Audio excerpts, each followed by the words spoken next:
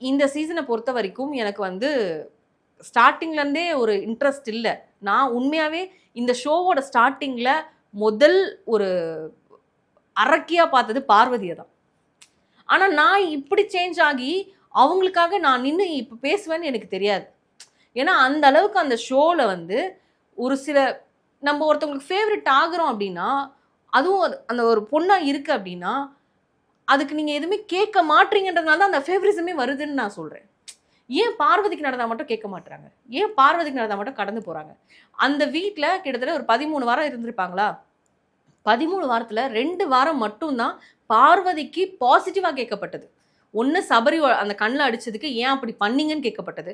2வது அந்த வார்டனாக இருந்தப்போ அவ்வளோ வேலையை அவங்க தலையில் தூக்கி போட்டது வந்து அப்படி இருந்தது. மற்றபடி நீங்கள் என்ன சார் விசாரிச்சிங்க?